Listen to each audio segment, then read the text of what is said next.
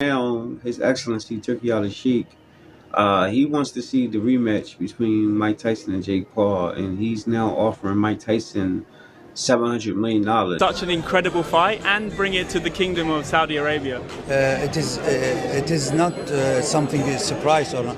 We have a lot to fight. When he was the champ, it was like people don't understand what a champ he was. Like he wasn't just the heavyweight champion of the world. He was an executioner. Wasn't the Tyson Jake fight? Wasn't that amazing?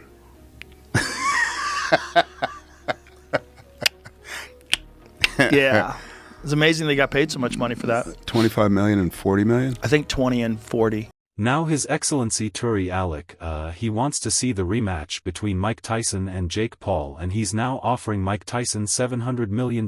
Mike Tyson has just been handed a jaw-dropping $700 million offer from Saudi Arabia for a rematch with Jake Paul. Yes, Mara has confirmed a rematch offer for Tyson for $700 million. Fans are still fuming over the first rigged fight. And who wouldn't want to watch Tyson come back and knock out Jake after that ridiculous debacle? Such an incredible fight, and bring it to the Kingdom of Saudi Arabia. It is not something surprised, or we have a lot to fight. The first match barely scraped $20 million.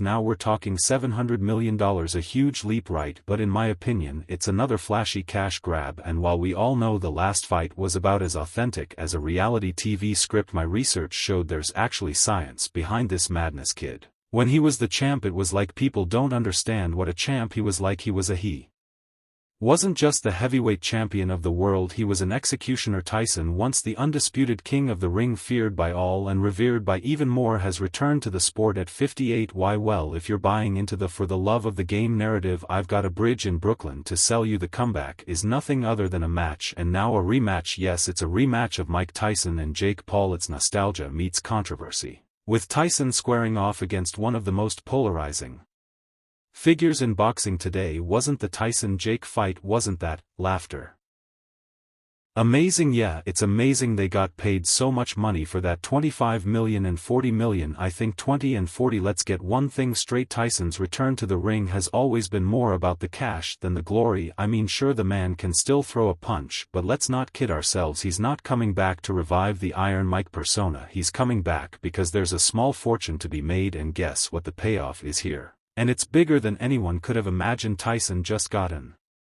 offer for a rematch with Jake Paul, but it's not just any offer, it's a cool $700 million. That's right, $700 million. If you thought boxing was about two guys duking it out in the ring for pride, you've missed the memo. This fight isn't about sport, it's about spectacle and turning the world into a global stage for Saudi Arabia to flex its muscles in the world of sports. Is he a legitimate boxer? A legitimate boxer? Yes, people mocked me when I was saying that before, but now I think people are coming around. So why Jake Paul, the YouTube star turned boxer who somehow managed to turn a controversial career into a profitable one? I mean, love him or hate him, Jake Paul's fights have always been one big circus show, a spectacle for the masses that makes money and gets people talking every time he steps in the ring. It's not just about fighting, it's about drama, it's about selling pay-per-views. It's about making people tune in not because they expect a technical masterpiece, but because they want to see if Jake Paul will finally get knocked out by someone who's not Ben Askren or Tyron Woodley. And now we've got the $700 million rematch. But hold on, there's a twist. This isn't just some fight for the sake of drama. No, this rematch hasn't been brought to you by any promotion. Saudi Arabia is spearheading it. Yes, you read that right. A lot of things about this. You're just a big fight fan.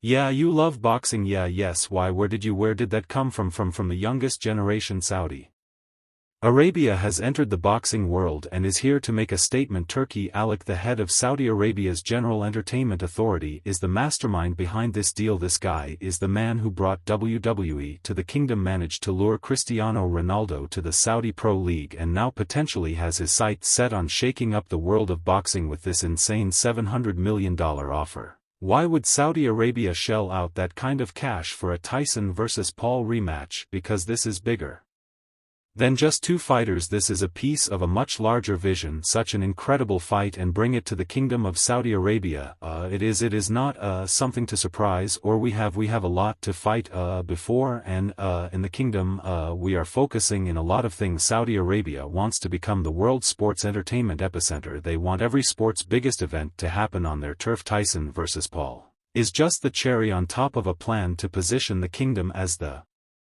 Future of global sports entertainment, and what better way to kick things off than with a fight between a legend and a YouTube star. It's got drama, it's got hype, it's got controversy, and it's got a price tag that's enough to make your head spin. But here's the catch: Tyson's fans, the real ones, those who remember him when he knocked guys out in the blink of an eye, know the truth. They know Tyson's return isn't about rediscovering his love for boxing or making a triumphant comeback to the sport. No, this is a calculated move, a chance to cash in on nostalgia and create one last payday. Mike Tyson has a puncher chance against anybody. Mike's 58 years old. Tyson may still have the charisma, but let's face it, he's not the same fighter he once was. The punches he throws now are more about creating a buzz than truly intimidating his opponent. If you think the world is getting a glimpse of the old Tyson, think again. This comeback has all the trappings of a cash grab, and while the glitz and glamour may fool some fans, the real ones aren't buying it. And then of course there's Jake Paul, the man whose entire career is built on spectacle and controversy, the guy who knows how to get people talking and keeps his name in the headlines, whether it's mocking opponents or calling out legends. Jake Paul has turned boxing into his soap opera. Such an incredible fight, and bring it to the Kingdom of Saudi Arabia.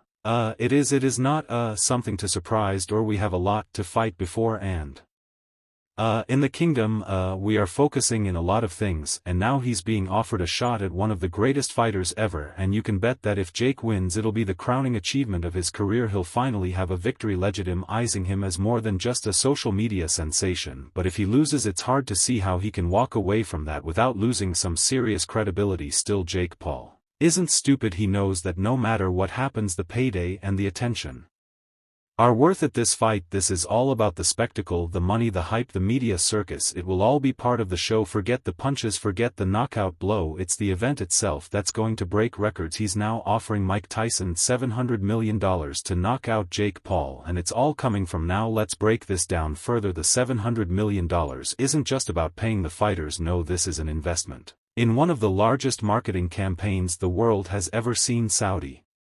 Arabia isn't just dropping money on Tyson and Paul, but on the entire event. Promotion, marketing, global broadcasting, sponsorships, and media blitzes are all part of the deal. Let's take a real look at Mike Tyson's legacy. At 58, he's no longer the fighter he once was. Tyson may still have a few punches left, but he's far from the dominant force that once terrorized the heavyweight division in the late 80s and early 90s. Yeah, I maintain that in the time where he was champion, like the 2 or 3 years where he was at his best, he was the greatest fighter of all time. Talking about Jake Paul, whether you love or hate him, Paul has managed to carve out a controversial career in boxing, one that's been driven more by spectacle than by substance. From YouTube pranks to increasingly polarizing matches in the ring, Paul has built a reputation for knowing how to generate attention, and now he's facing off with Tyson in a rematch. If Jake were to pull off an upset and beat Tyson at 58, it could be considered a career-defining moment. But let's be clear, this wouldn't be a legitimate triumph for boxing fans.